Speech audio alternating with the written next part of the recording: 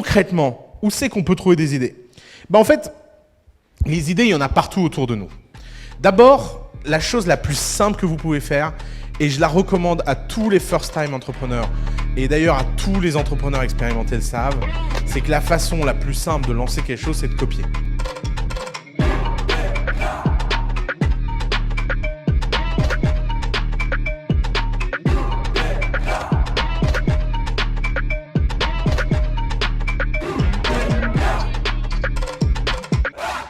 Bonjour, bienvenue pour cette seconde session de Coup d'État. Donc je m'appelle Oussama Ammar, on va passer la matinée ensemble aujourd'hui. Et aujourd'hui on va parler de comment avoir des idées pour sa start-up. Mais peut-être avant de démarrer, qui ici a déjà une start-up?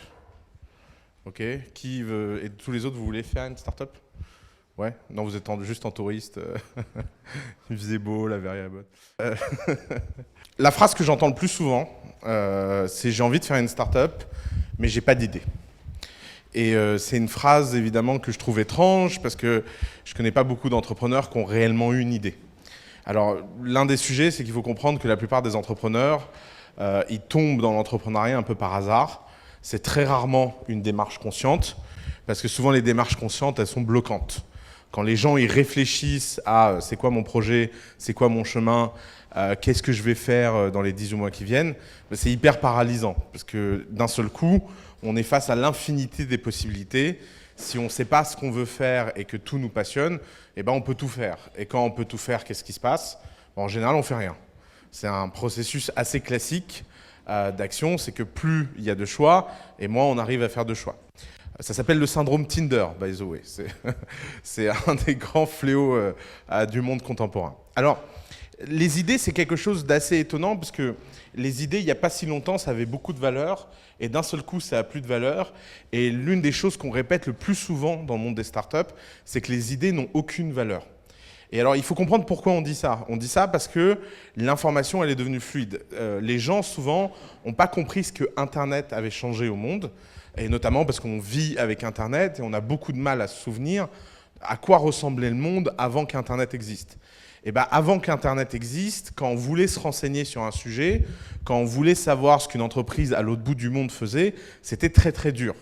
Aujourd'hui, si vous voulez savoir ce qu'une boîte américaine ou chinoise ou je ne sais pas quoi fait, vous pouvez utiliser Internet. D'ailleurs, ça atteint des sommets. Nous, on a des boîtes dans The Family qui payent des gens à travers le monde pour aller faire des screenshots des produits privés de leurs concurrents. Et ils vont sur des plateformes genre Amazon Mechanical Turk ou je sais pas quoi, et ils trouvent des gens pour 10 $, 15 $ qui leur font tous les screenshots des produits concurrents pour qu'ils puissent comparer, copier, etc. Donc Internet a commoditisé les idées, c'est-à-dire que ça a rendu quelque chose qui n'était pas fluide, rare et qui avait de la valeur en quelque chose que n'importe qui peut prendre, que n'importe qui peut trouver, et que tout ce qui est fluide et commun, tout simplement perd en valeur. C'est simple offre et demande.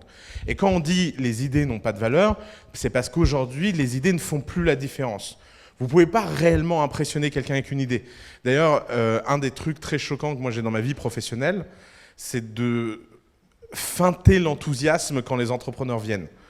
Parce que quand les entrepreneurs viennent, ils vous présentent leur idée. C'est un peu comme les enfants quand ils vous montrent un dessin. Même si c'est le millième dessin d'enfant que vous voyez, vous avez envie de dire « Oh, c'est mignon !»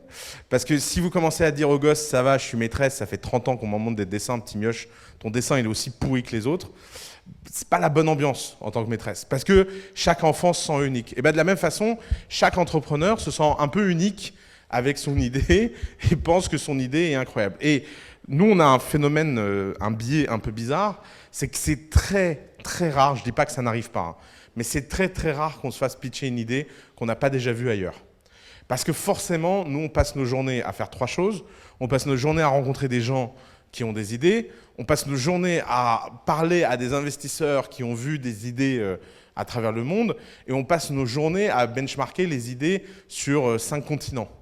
Résultat, la probabilité qu'un jour vous ayez une idée que personne d'autre n'ait eue, elle est très faible. D'ailleurs, il y a un écrivain argentin que j'adore qui s'appelle Borges, qui a écrit un livre qui explique que tous les livres ont déjà été écrits et qu'en fait, chaque livre qu'on écrit, n'est qu'une combinaison aléatoire de lettres dans un univers donné.